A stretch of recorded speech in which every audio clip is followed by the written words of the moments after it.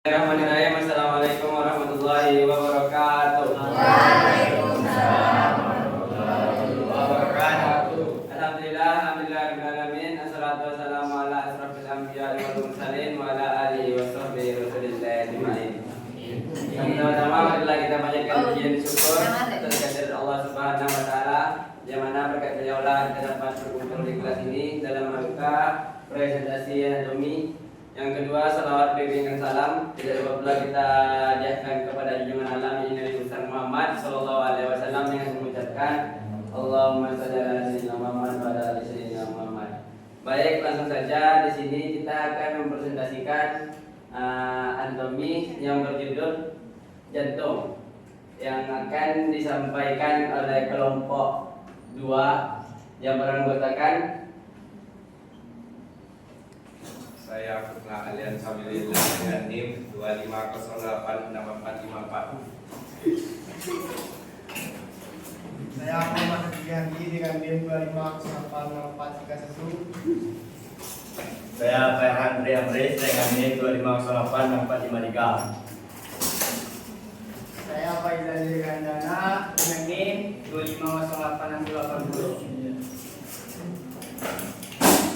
Saya mau berakhir dengan NIM 25086223. Saya bukan ini dengan NIM 260822. Saya Zulfeti dengan NIM 2508 dan saya 15. Baik, presentasi kali ini akan dipimpin langsung oleh moderator dengan nama Arif Ayu Zakim dengan NIM 25086342 dan satu lainnya. Saya Muhammad dengan NIM 250862. Lanjut. Oke, langsung saja masuk ke materi. Materi yang pertama akan disampaikan oleh saudara Muhammad Abdul Yadi. Kepadanya silakan. Ikut itu udah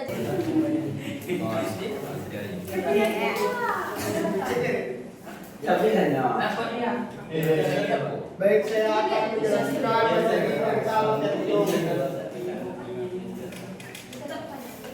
Jantung merupakan organ utama dalam sistem peredaran darah manusia yang berperan penting dalam menjaga kelangsungan hidup. Fungsi utamanya adalah memompa darah ke seluruh tubuh agar setiap jaringan dan sel memperoleh pasokan oksigen serta zat gizi yang dibutuhkan. Selain itu, jantung juga berperan dalam mengembalikan darah yang mengandung karbon dioksida untuk dibersihkan melalui paru-paru. Dengan demikian, jantung berfungsi sebagai pusat penggerak sistem sirkulasi yang memastikan tubuh tetap bekerja secara optimal. Sekian dari saya berikan ke moderator. Oke, terima kasih kepada Muhammad Abdul Yadi atas materinya. Materi kedua akan dibacakan oleh Jibalo Breti. Kepada yang dipersilakan.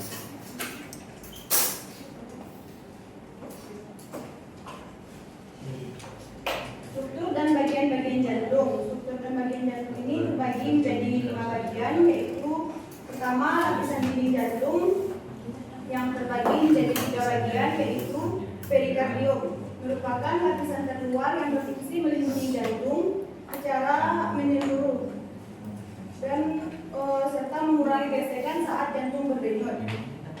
Yang kedua, miokardium, yaitu lapisan tengah yang paling tebal dan tersusun dari otot jantung. Lapisan ini berperan dalam proses kontraksi untuk memompa darah ke seluruh tubuh. Yang ketiga, endokardium, yaitu lapisan yang paling dalam yang melapisi bagian dalam ruang jantung serta berfungsi mengurangi gesekan antara darah dan otot jantung. Yang kedua, ruang jantung. Jantung manusia memiliki 4 ruang yang terdiri dari atas 2 serambi, yaitu atrium, dan 2 bilik ventrikel. Serambi kanan yaitu berfungsi menerima darah kotor dari seluruh tubuh melalui vena cava superior dan inferior. Bilik kanan berfungsi memompa darah kotor melalui paru-paru, melalui arteri pulmonaris untuk dibersihkan. Serambi kiri berfungsi menerima darah bersih pulmonalis. Bilik kiri berfungsi memompa darah bersih ke seluruh tubuh melalui aorta. Yang ketiga, katup-katup jantung. Untuk menjaga agar aliran darah tetap satu arah dan mencegah arah balik, jantung dilengkapi oleh 4 katup, yaitu katup tricuspidalis terletak antara serambi kanan dan bilik kanan. Katup pulmonalis terletak antara bilik kanan dan arteri pulmonalis.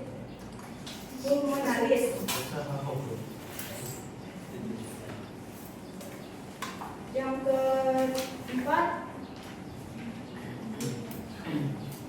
pembuluh darah utama pada jantung. Jantung terhubung dengan beberapa pembuluh darah besar yang berfungsi membawa darah masuk dan keluar dari jantung, yaitu vena cava superior dan inferior, membawa darah kotor dari seluruh tubuh ke serambi kanan. Arteri pulmonalis membawa darah kotor dari bilik kanan ke paru-paru. Vena pulmonalis membawa darah bersih ke paru-paru ke serambi kiri. Artora membawa darah bersih ke bilik kiri seluruh tubuh. Yang terakhir, sekat jantung. Sekat jantung atau septum berfungsi memisahkan bagian kanan dan kiri jantung agar darah bersih dan darah kotor tidak tercampur. Sekian dari saya. Baik, terima kasih kepada Saudara Betty, dan untuk materi selanjutnya disampaikan oleh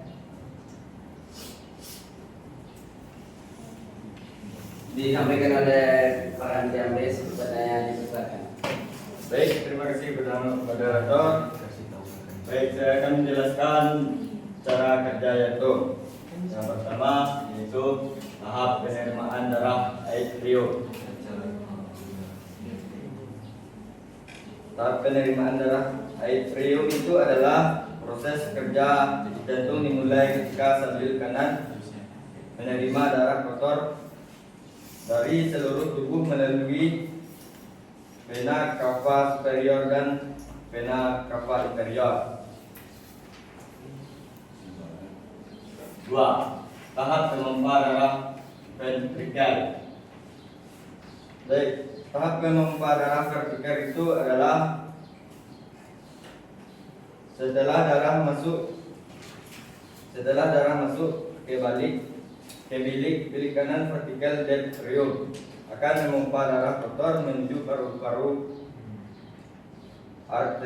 arteri pulmonalis untuk dibersihkan dan mendapatkan oksigen. Yang ketiga, tahap relaksasi diastole, yaitu setelah darah dipompa keluar, otot jantung mengalami reaksi. Kutub pulmonalis dan aorta menutup untuk mencegah aliran balik darah ke bilik. Baik, yang keempat, siklus peredaran darah. Siklus peredaran darah itu adalah cara kerja jantung menghasilkan 2 jenis peredaran darah, yaitu peredaran darah kecil pulmoner. Darah di balik kanan menuju paru-paru dan kembali ke serambi kiri setelah mendapatkan oksigen. Baik, saya kembalikan kepada moderator. Baik, terima kasih kepada Saudara Farhan Jamres. Maka materi selanjutnya yang akan dibawakan oleh Saudara Putra Alian Fadila. Pertanyaan dipersilakan. Baik, selanjutnya saya akan menjelaskan tentang penyakit pada jantung. Seperti yang kita tahu, jantung merupakan organ yang sangat penting dalam tubuh kita. Nah, kalau jantung bermasalah sedikit saja, efeknya bisa terasa di seluruh tubuh. Yang pertama, penyakit jantung koroner. Penyakit ini disebabkan oleh penumpukan lemak atau kolesterol pada pembuluh darah yang akhirnya membuat aliran darah ke jantung jadi tersumbat. Akibatnya bisa muncul nyeri dada, sesak, bahkan bisa berujung serangan jantung. Kedua, gagal jantung. Gagal jantung terjadi ketika jantung tidak mampu memompa darah dengan baik. Akibatnya tubuh kekurangan oksigen dan cairan bisa menumpuk di paru-paru atau kaki. Yang ketiga, aritmia. Aritmia adalah gangguan irama jantung detaknya bisa terlalu cepat, terlalu lambat, atau bahkan tidak teratur. Kalau tidak ditangani, bisa menyebabkan pusing, lemas, dan bahkan pingsan. Selanjutnya, penyakit katup jantung. Ini terjadi ketika katup jantung tidak bisa menutup atau membuka dengan sempurna, sehingga aliran darah jadi tidak normal. Kemudian, kardiomiopati. Ini kondisi darurat yang terjadi saat aliran darah ke otot jantung terhenti total. Biasanya ditandai nyeri dada hebat, keringat dingin, dan lemas. Dan yang terakhir dari karditis, itu peradangan pada selaput pembungkus jantung yang bisa menimbulkan rasa nyeri di dada. Jadi semua penyakit ini bisa sangat berbahaya kalau tidak dicegah sejak dini. Karena itu penting banget bagi kita untuk menjaga gaya hidup sehat. Sekian saya kembalikan kepada moderator. Baik, terima kasih kepada saudara Putra Adi Nurulillah. Maka materi selanjutnya yang akan dibawakan oleh Dirga, kepada Dirga dipersilakan.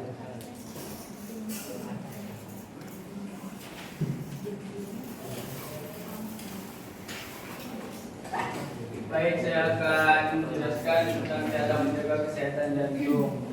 Pertama, mengkonsumsi makanan sehat dan bergizi.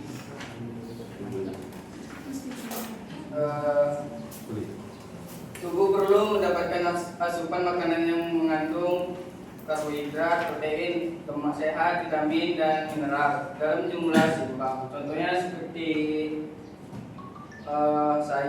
sayur, buah, ikan, telur, dan biji-bijian. Yang kedua, rutin berolahraga.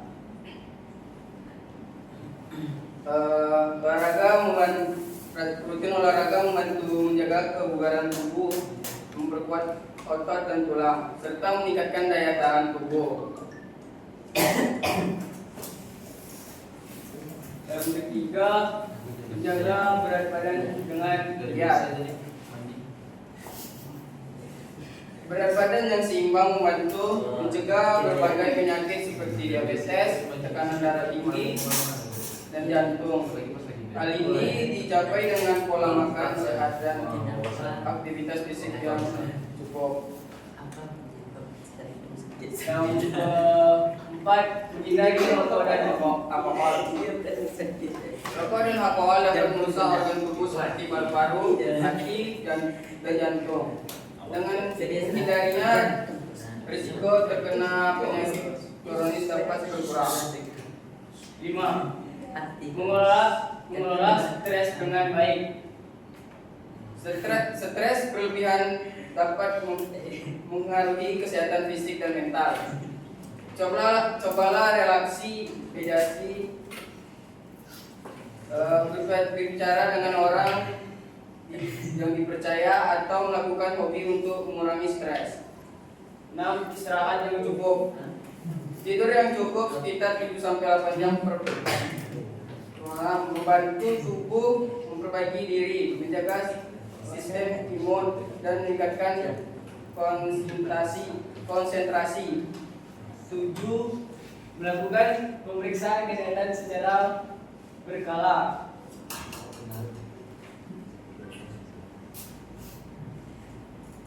Pemeriksaan rutin penting untuk mendeteksi dini penyakit yang mungkin tidak menimbulkan gejala. Dengan begitu, penanganan bisa dilakukan lebih cepat dan efektif. Baiklah, saya kembalikan kepada moderator. Baik, terima kasih kepada saudara juga. Selanjutnya materi yang akan dibawakan oleh Afil, kepada Afil diteruskan. Saya akan membacakan materi tentang fungsi jantung. Jantung memompa darah ke seluruh tubuh. Jantung memompa darah yang kaya oksigen dan nutrisi ke seluruh jaringan dan organ tubuh. Nutrisi dan oksigen sangat penting untuk menjalankan fungsi sel dengan baik. Mengalir darah rendah oksigen ke paru-paru. Setelah oksigen dilepaskan ke sel-sel tubuh, darah kembali ke jantung dengan membawa karbon dioksida. Jantung kemudian memompa darah ini ke paru-paru untuk melepaskan karbon dioksida dan mengambil oksigen baru. Siklus ini terus berulang. Yang ketiga, mengontrol tekanan darah dan irama jantung. Jantung berperan penting dalam menjaga tekanan darah dan tubuh dan mengontrol ritme serta kecepatan detak jantung. Yang keempat, mengatur aliran darah.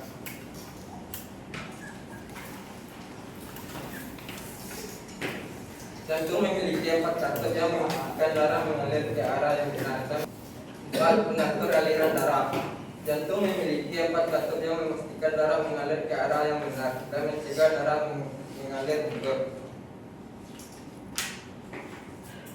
1. Katup tricuspid mengatur aliran darah antar serambi kanan dan balik bilik kanan.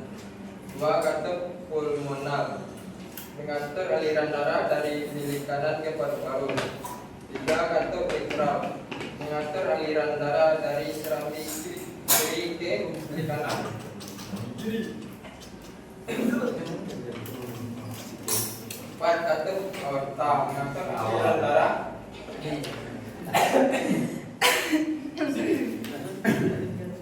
dari bilik kiri ke seluruh tubuh. Saya kembalikan ke moderator. Baik, terima kasih kepada saudara Afil. Sampai lagi tadi akhir materi yang akan dibawakan oleh Putri. Kepadanya Nah, jadi kesimpulannya adalah jantung merupakan organ yang sangat penting bagi kelangsungan hidup manusia karena berfungsi sebagai pusat peredaran darah. Oleh karena itu, menjaga kesehatan jantung harus menjadi prioritas utama setiap individu dengan menerapkan pola hidup sehat, berolahraga secara teratur, menghindari kebiasaan buruk seperti merokok, begadang, dan rutin memeriksa kesehatan. Jantung dapat bekerja secara maksimal sehingga tubuh tetap sehat dan bugar. Jantung yang sehat mencerminkan gaya hidup yang seimbang dan menjadi kunci untuk mencapai kehidupan yang panjang dan berkualitas. baik, terima kasih kepada Putri yang ini. Maka selanjutnya kita akan buka sesi tanya jawab. Bagi yang ingin bertanya, 3 pertanyaan. Ada pertanyaan? Oke, pertama pertanyaan yang akan dibawakan oleh Sebelum masuk ke sesi tanya jawab, alangkah baiknya kita masuk dulu ke kritik dan saran. boleh. Jadi bagi ada yang mau kasih kritik atau mau kasih saran untuk kelompok SN ambil. Saya. Oke, boleh. Silakan Kakak. Baik, perkenalkan nama saya Nesha Sabila dengan NIM 2508674. Baik, terima kasih moderator sudah memberikan saya kesempatan untuk memberikan saran atau kritik kepada kelompok 2. Terima kasih untuk kelompok 2, penampilan kalian sudah maksimal dan bagus. Tapi saya mau memberikan sedikit saran untuk PPT-nya. Di saat bagian struktur anatomi jantung, alangkah lebih baiknya dimasukkan gambar biar kami mengetahui bentuknya bagaimana, strukturnya kayak gimana, apa aja lapisan-lapisan yang kalian sebutkan tadi. Dan di bagian mekanisme atau cara kerja yang slide selanjutnya, alangkah baiknya dimasukkan videonya biar kami bisa mengetahui cara kerjanya. Kalau hanya disebutkan kami tidak bisa membayangkan. Seperti itu saja. Terima kasih. Siap, terima kasih kepada Salwa. Selanjutnya masih ada yang ingin memberikan saran atau kritikan terhadap kelompok yang presentasi? Oh, sepertinya tidak ada gitu. Untuk pertanyaan pertama kita ambil dari Nabila. Dia per kelompok 1 pertanyaan. Dari kelompok 4 dia ambil dari Nabila. Terima kasih kepada moderator yang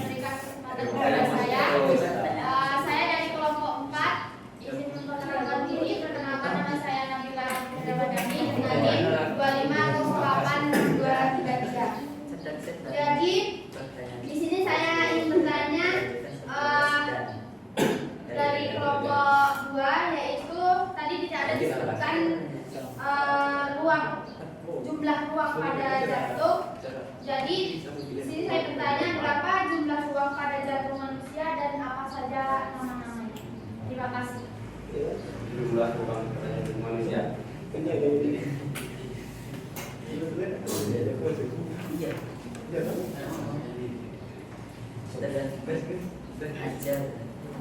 Oke, selanjutnya untuk kelompok 1 yang diwakili oleh Bagas.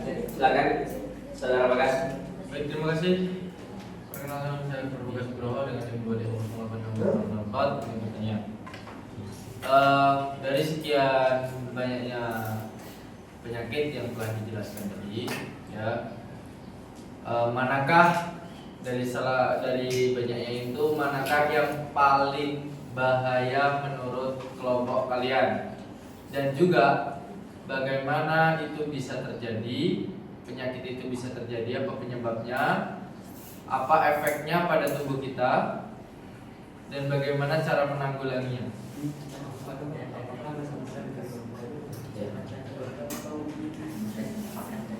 Dan apakah masih bisa kembali normal kembali seperti biasanya setelah cara menanggulanginya. Seperti itu. Terima kasih. Maaf, saudara tak bilang pertanyaannya. Ya. Menurut kelompok kalian, manakah penyakit yang paling bahaya? Yang paling berat, ya. Apa penyebabnya?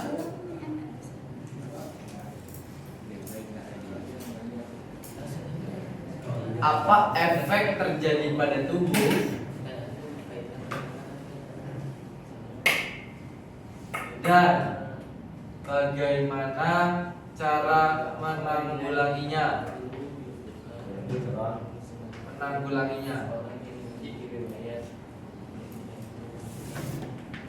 Dan apakah bisa kembali normal seperti biasanya lagi tanpa menggunakan GPT? Terima kasih. Mantap. Terima kasih kepada saudara Bagas atas pertanyaannya yang sangat bagus. Selanjutnya pertanyaan dari kelompok 3 yang akan diwakili oleh Meza. Oke, saya mau ngerti dari Manin 25 Jadi ketika seseorang sudah melakukan pola hidup sehat, tetapi dia masih bisa terjangkit seperti penyakit jantung koroner. Nah, itu faktor genetik apa yang berperan? Orang tua.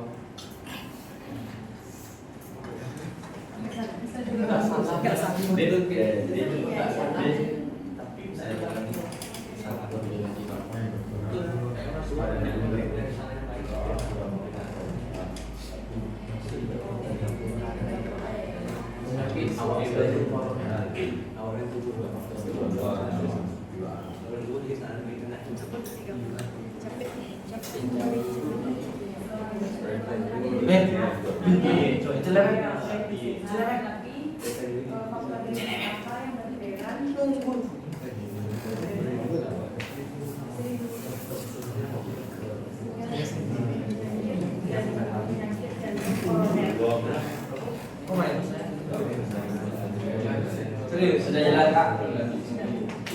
Oke, pertanyaan ini kita tutup.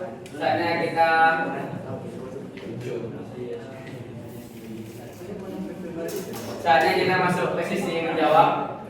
Kepada kelompok 2 dipersilakan dengan segala hormat.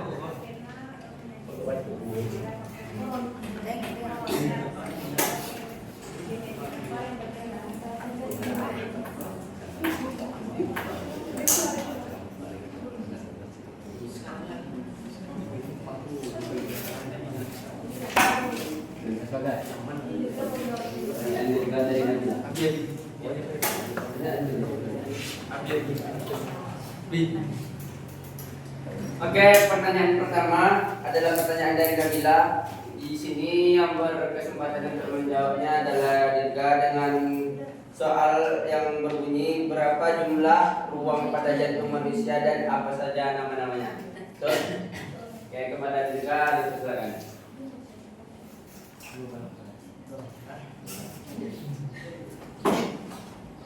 Baik, saya akan menjawab pertanyaan dari Nabila, yaitu ada berapa jumlah ruang jantung pada manusia dan apa saja namanya. Ruang tersebut terbagi menjadi 4: serambi kanan, atrium kanan, 2 bilik kanan, vertikal kanan, 3 serambi kiri, atrium kiri, 4 balik kiri, vertikal kiri.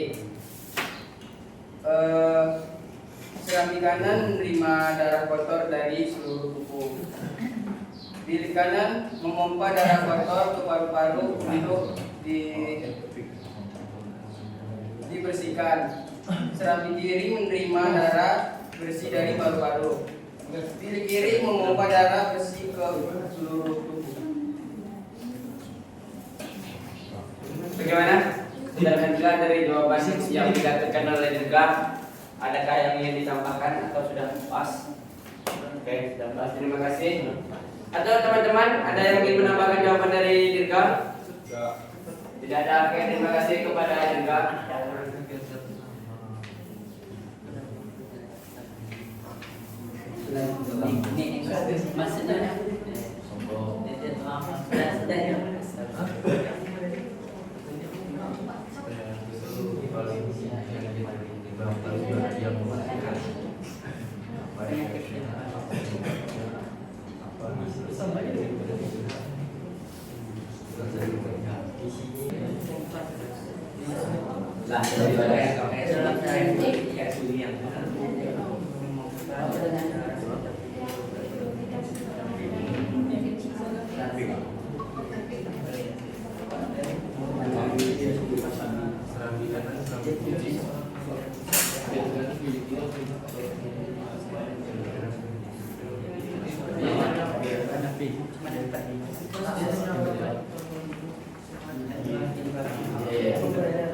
Ada berapa?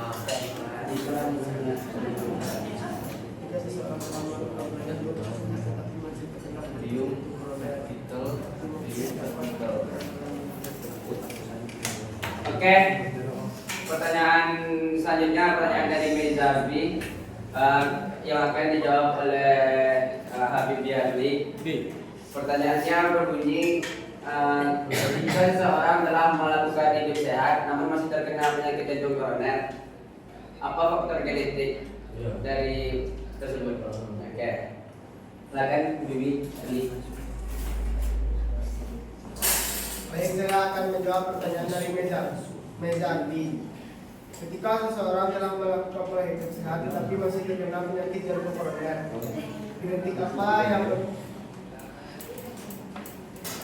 genetik dapat berperan dalam beberapa cara. 1. Mutasi genetik. 2. Riwayat keluarga. 3. Faktor genetik yang mempengaruhi profil lipid.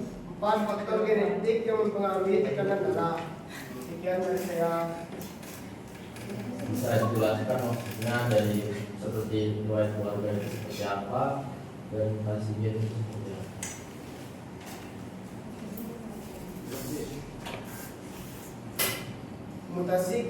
Mutasi genetik dapat mempengaruhi fungsi jantung dan pembuluh darah, meningkatkan risiko penyakit jantung koroner. Riwayat keluarga. Jika ada riwayat keluarga dengan penyakit jantung koroner, maka seseorang lebih risiko terkena penyakit tersebut meskipun mereka telah melakukan pola hidup sehat.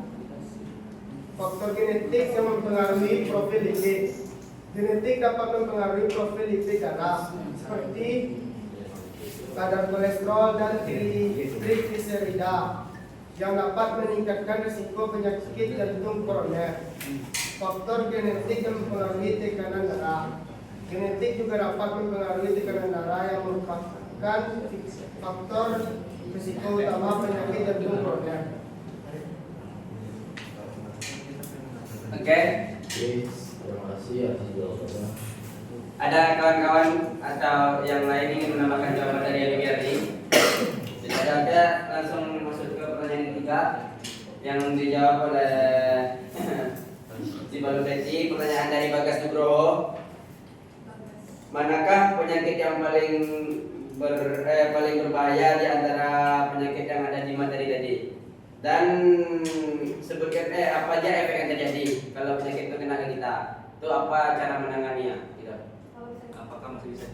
Apakah masih bisa ditangani? Apakah bisa Kembali normal. Kembali normal ya? Apakah bisa kembali Bisa. normal? Silakan. Baiklah, saya akan menjawab pertanyaan dari Bagas. Menurut saya itu ada dua, yaitu serangan jantung dan aritmia. Yang pertama, aritmia atau gangguan irama jantung. Penyebabnya yaitu kelainan sistem listrik jantung, ketidakseimbangan elektrolit, efek obat atau stres. Efeknya yaitu jantung berdebar kencang, pusing, pingsan, bahkan henti jantung mendadak. Pengobatannya bisa dengan obat ablasi, menghancurkan sumber irama tersebut, atau alat pacu jantung. Penyakit ini apakah bisa sembuh? Banyak jenis, yaitu tapi tidak bisa sembuh total. Yang kedua yaitu serangan jantung, penyebabnya yaitu penyumbatan total pembuluh darah. Efeknya nyeri dada, sesak, keringat dingin.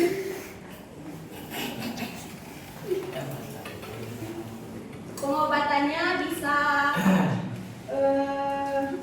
darurat medis, pemberian obat, pencegahan darah, dan juga rehabilitas jantung.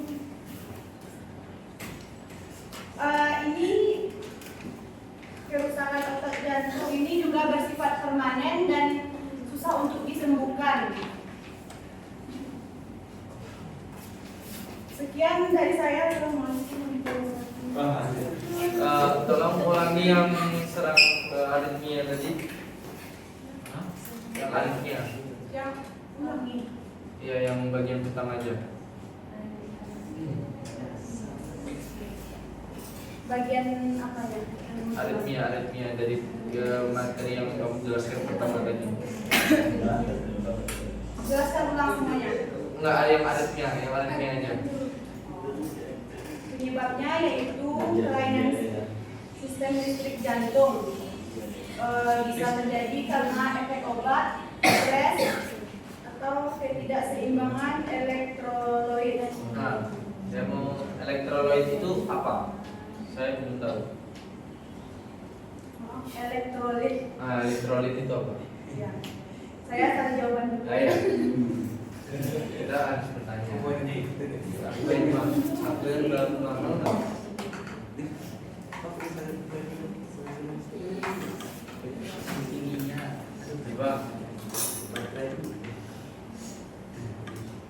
Coba.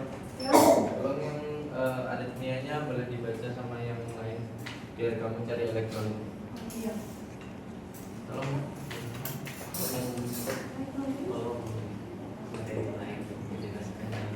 Yang aritmia tadi tolong jelaskan lagi yang nyatat. Bacakan ulang.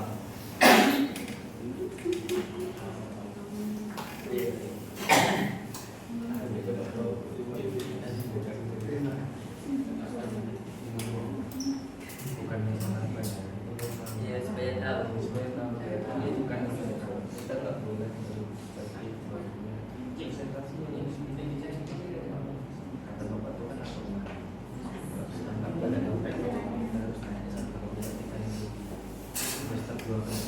kata bapak itu kan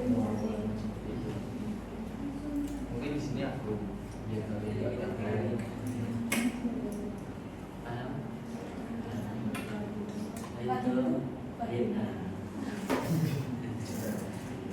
Bacakan aja.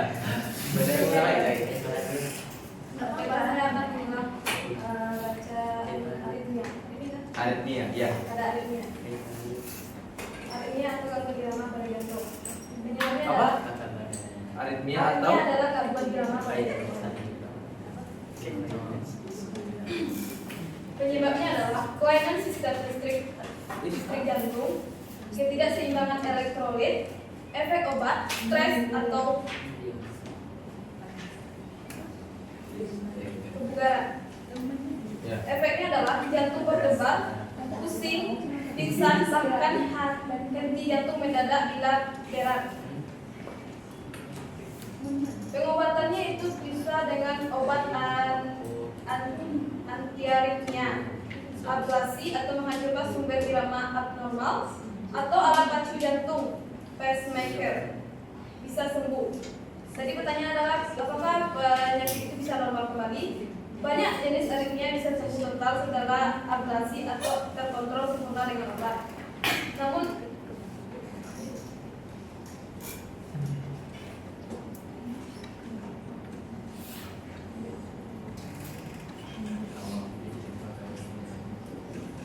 ini itu bisa saya sampaikan bagaimana tanggapan dari Bagas? Dan kalau tinggal nunggu yang elektrolit aja.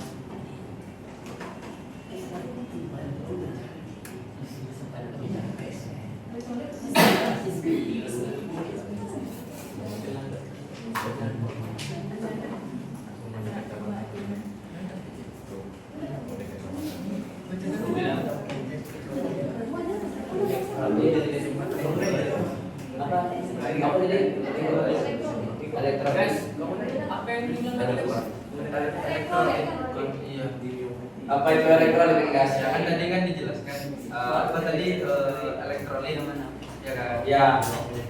Kebebasan elektrolit kalau masalah tadi. Nah, aku nggak tahu di sini posisinya elektrolit itu apa. Makanya Ya. Jadi siapa sini yang nyampein?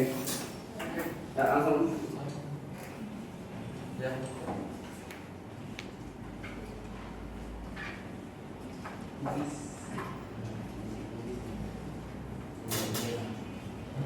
Elektrolit adalah mineral yang memiliki muatan listrik dan berperan penting dalam berbagai fungsi tubuh, seperti mengatur keseimbangan cairan tubuh, membantu transmisi sinyal saraf, mengatur kontraksi otot, dan mengatur keseimbangan asam basa tubuh.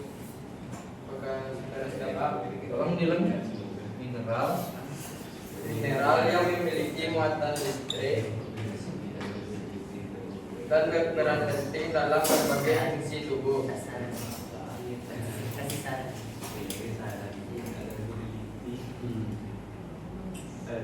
Dalam fungsi tubuh.